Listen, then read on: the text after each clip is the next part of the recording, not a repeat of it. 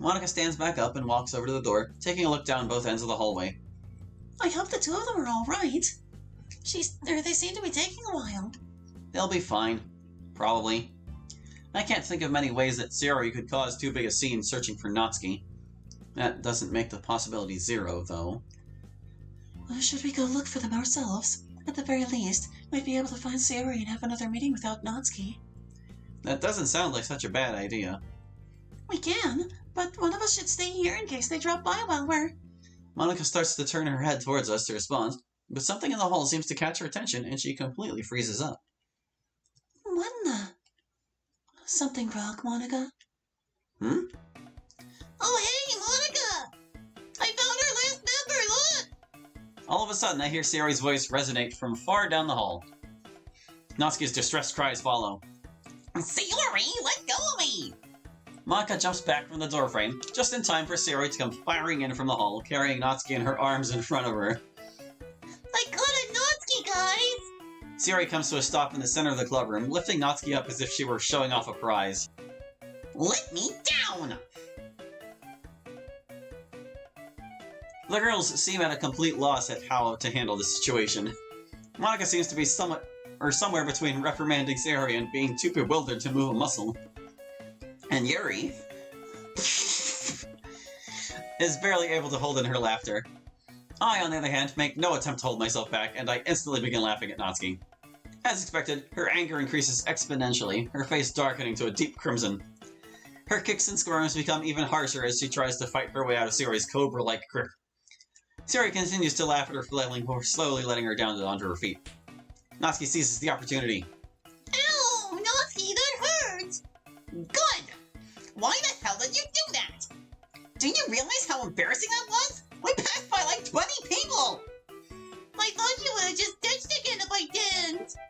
Then I wouldn't have been hanging around in the halls! I would have just gone home! Natsuki continues to berate Sayori with a stream of angry words and retorts. Sayori slowly retreats into a ball as if it'll help defend her against Natsuki's wrath. But the whole time she keeps a playful smirk on her face.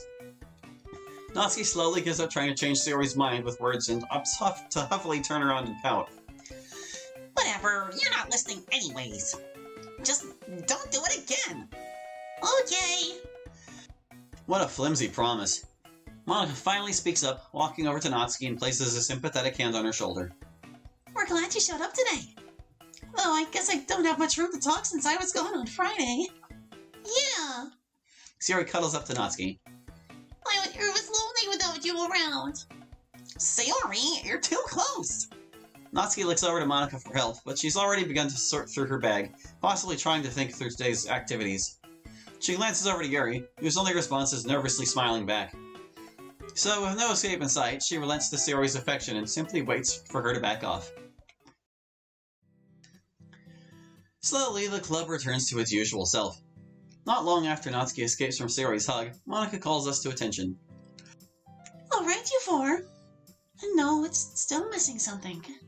Since we had to cancel on Friday, we're going to spend today making it up. I hope you took the extra time to read more of the books we picked out. Of course, you don't have to be finished.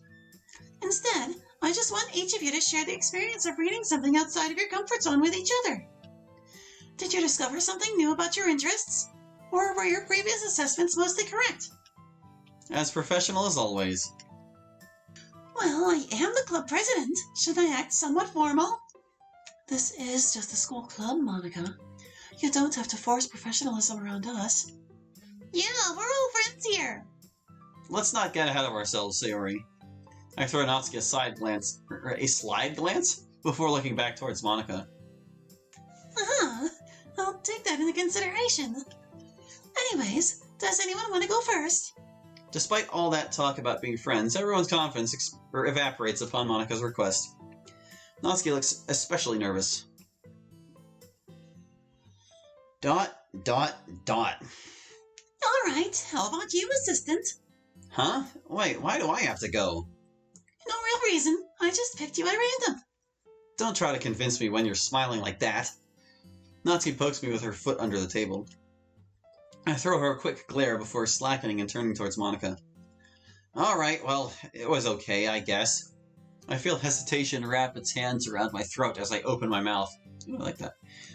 Oh, come on, assistant. Isn't there more you can say about it? You aren't about to tell us that you didn't read it, right? I did read it. It's just... The entire group has focused their attention on me, with varying degrees of expectation on their faces. Sayori and Monica seem genuinely curious, while Natsuki looks like she's waiting for me to make a fool of myself. Yuri, on the other hand, she just gives me a patient smile, probably expecting an analysis on a similar caliber to the one last week. It's impossible not to try with so much pressure. I groan internally as I force my brain to construct something more substantial. The whole appeal of tragedies is seeing how the plots unfold and the anticipation of what sort of terrible things will happen, right? But these stories are pretty old, and a lot of their twists have become I guess you meant cliched and predictable, so it wasn't hard for me to guess most of the first two acts' plot. Plus, these old stories are more plot-driven rather than character-driven. While I don't mind having two-dimensional characters, it makes it really hard to care when bad things start happening to them. I guess you can get some sort of schadenfreude from it, but I wouldn't say it made up for the lack of substance. And that's why I hate melodramas. I feel as if I didn't really know what I was saying for half of that speech. But it seems to have been an acceptable answer for Monica, who smiles sweetly at me as I turn away, mostly in embarrassment. So, yeah. Sayori silently claps for me as Monica moves on to the next victim. So, is there... I'll go next. Everyone's caught a little off guard by Yuri suddenly volunteering. Maybe she discovered some newfound confidence watching me embarrass myself? Can't do any worse than me, I guess. Yuri takes a deep breath before beginning. I wouldn't say I had a hatred towards romance stories before, but there was some prejudice that caused me to overlook them for a while. However, after reading one of those stories fully, I found there was a lot more depth to the characters in the story than I anticipated.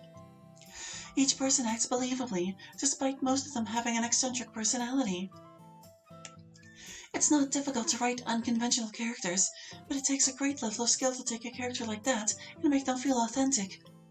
Yuri ends up finding her confidence almost immediately, in complete contrast to her demeanor last week. The entire club seems pretty stunned by this development.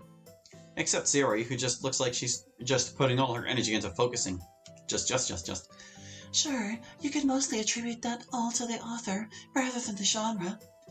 But I found myself wanting to read even more romance stories regardless. I wonder how many good stories I've missed out on. Yuri looks a little sad as she says that last part. She's too passionate about reading. If you ever need some recommendations, I can help. I'd appreciate that. I'm glad you decided to open yourself up to some new experiences, Yuri. Now. Oh, me! Sayori quickly raises her hand, seemingly riding the excitement that Yuri has given her. She reaches down into her bag and retrieves her book. Alright, so... Sayori abruptly stops talking as if realizing something crucial. Sayori? Something up? Natsuki prods Sayori from across the table. There seems to be some sort of trigger for Sayori as tears begin to slide down her face.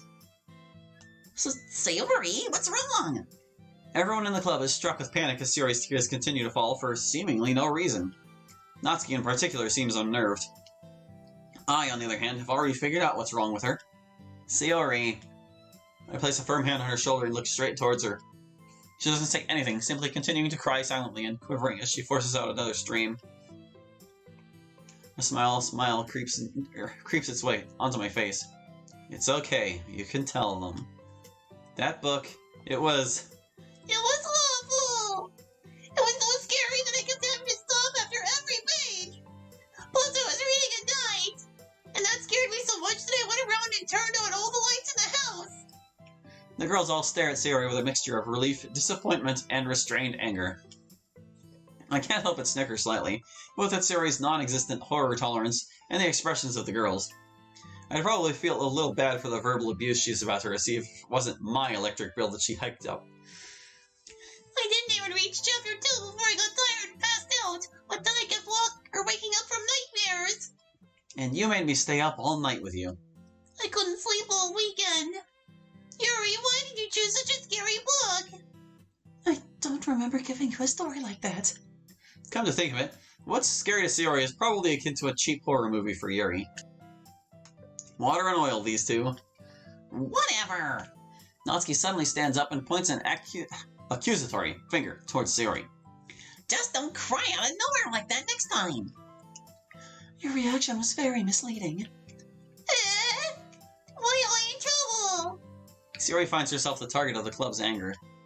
She looks to me, trying to signal for rescue, but I avoid her gaze by pulling out my phone and scrolling through it.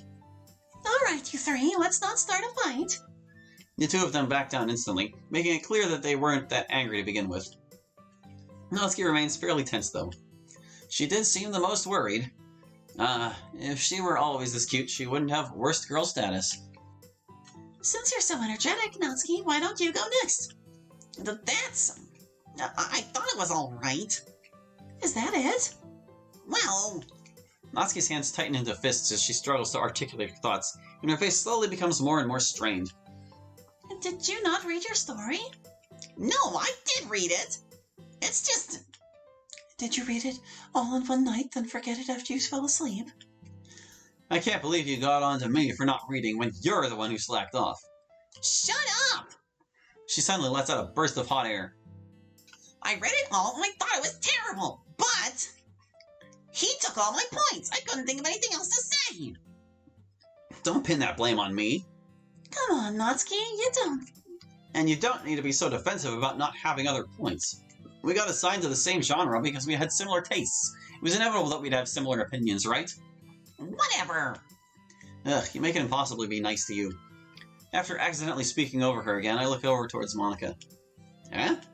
Monika quickly recovers from whatever it was that bugged her and draws our attention to her by clearing her throat.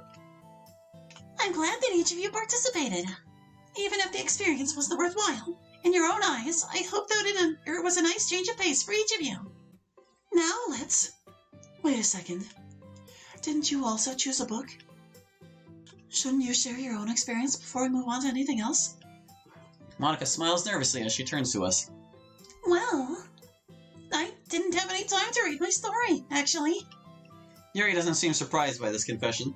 She looks like she was expecting it. This weekend ended up being extremely busy, so I had almost no time to rest, much less time to read. I'm really sorry, everyone. Yuri opens her mouth to say something, but Natsuki interrupts her.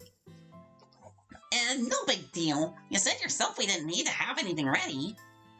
I didn't even get too far into my story, so I basically ad-libbed my speech.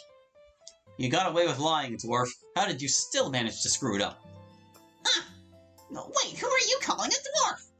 I wonder who I could possibly be referring to. Well, you're going to be referring to my fists in a second. Natsuki and I glare angrily at each other, both waiting for the other to make a move before we strike. Please don't get into another fight, guys. Sayori manages to pry me away from my standoff, and the club quickly resumes its usual focus. Monika doesn't seem to have much to say, though, as she nervously scratches at her cheek while we stare at her. That was the only activity I had planned for the day. You're free to stick around for a bit, as long as I'm still here. I'll be at the teacher's desk getting work done if you need me. We all nod in confirmation before moving the desks back to their usual positions. With the club finished, I start to weigh my options. Stick around longer or start heading home.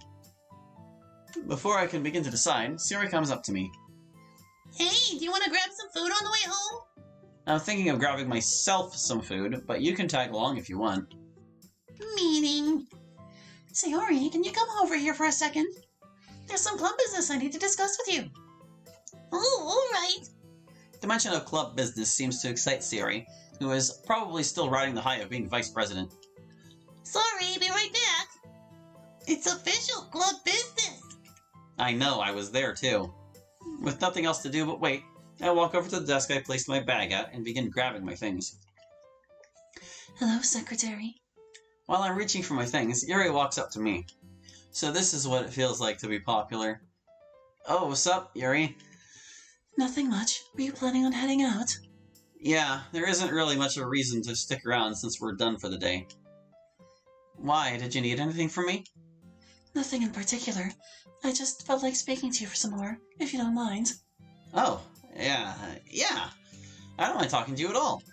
Yuri's straightforward nature completely catches me off guard. She giggles slightly, probably relishing in how flustered I am before taking a seat in the desk next to the one I'm standing in front of. So, were you thinking about sticking around longer? I was, yes. Probably not for too long. I don't want to be a bother to Monika, but the clubroom would make for a nice place to read. The library not good enough anymore? Not since we first met, no. Every time I've gone recently, I get weird looks and a lot of students try and start conversation with me. It's very overwhelming. Ah, sorry. Don't worry about it. It's not as if I can't use the library at all. It's just difficult to read when you've got so many people trying to get your attention. There was also a group of girls asking me for your name in class, so... Got it. I'm sure to stick out in a place as desolate as the library, even with my natural invisibility. Oh well, not like I ever went there anyways. Speaking of reading, you got through that book in a pretty short amount of time. I hardly made it halfway through Act 2 in mine. You think so? The Great Gatsby isn't terribly long. I actually finished it the day I started it. You're much more focused than I am. I think it took me all of Saturday just to finish Act 1. Though that might have been because of Sayori constantly bothering me. Sayori? What was she doing? Nothing specific, but she was overall weakened and kept prying my attention away from reading. I'm surprised she found time to read her book between antagonizing me. Yuri looks away from me and stares intensely at a nearby desk, her eyebrows furrow, showing an expression of deep concentration. Did I say something? All of a sudden, it hits me, both metaphorically and physically, since I crashed my head downwards into my desk. How the hell did I expose myself twice? First to Monica, now to Yuri. Maybe Sayori's not the problem after all. Excuse me if I'm being too intrusive, but... what was Sayori doing at your place the whole weekend? Yuri must have been thinking over her words, as when she finally speaks up again, she drops a bombshell of a question on me. Of course, I can properly explain the truth, but... it's so idiotic that it'll just seem like an excuse. The only tactic that might work would be asking Sayori to help back me up, but even that's almost guaranteed to fail. With no other options, I scratch my cheek and carefully pick my words. Well, after you left, Sayori was really worried about me, so she offered to look after me for the weekend. That seems like a disproportionate reaction, don't you think? All you had was a black eye. Would she really make such a fuss over something as incidental as that? There's no hint of hostility in her voice, but despite that, the more she pries, the less sure of myself I become. I know, right? I told her that on Friday, but she wasn't budging. I even tried locking the door on her, but she crawled through a window. I'm so screwed. This story was already ridiculous, and including that window detail makes me sound less credible. If I'm lucky, Yuri will be convinced by my conviction. Ah, assistant! Monica walks up to the two of us, sporting a knowing smile. I start praying to a higher power that she doesn't make my situation worse. At the very least, this might work as a good segue out of this conversation. I see your eye is mostly healed. Oh yeah. Not as much as I thought it would, though. Give it some more time. It'll be back to normal before you know it. Then, maybe Sayori will stop being so restless. She even spent the weekend texting me about you. She did? I displayed a bit more excitement than I should have, but I'm unable to keep the gratitude I feel for Monica pent up. Yeah, she seemed really concerned about it. Yuri seems to take this added detail as confirmation for my words and turns to me with a softened expression. Sorry about being skeptical, Secretary. I'm feeling a little out of it today, I suppose. Don't worry about it. It was a pretty unbelievable situation. Yuri stands up suddenly, after nodding to confirm she heard me. If you two would excuse me for a moment. She makes her way out of the classroom, turning down the right corridor, assumedly heading to the bathroom. Sorry, Assistant. I really tried to save that, but I didn't think you'd screw it up so bad. Don't worry. Oh, wait a second, don't try and sneak an insult in there. Monica giggles after being caught, before turning back towards her desk. Hopefully she gets back before Sayori finishes the errand I gave her. I'd hate to see the situation I set up go to waste. Wait, set up? I try to inquire further, but Monica doesn't acknowledge me, or, at the very least, doesn't hear me and returns to her work. Looking around the room, I confirm Sayori's absence. So she called Sayori away to try and play matchmaker, huh? While I appreciate having time to talk to Yuri, I'm not sure how I feel about being forced into such a situation. Besides, what is she getting out of it? I just shake my head and try to dismiss this situation entirely from my mind. Keyword being, try. Didn't need to capitalize the try. As I sit myself back into the desk, I find my eyes drift over towards Monica. Why would she go to such lengths just to make sure Yuri and I could speak? Didn't I already tell her I didn't want her help? It's not like I don't appreciate having the opportunity to speak to Yuri. Actually, scratch that. I'm thrilled to have the chance to speak to someone as beautiful as her. Something about the way Monica went about it doesn't sit right with me.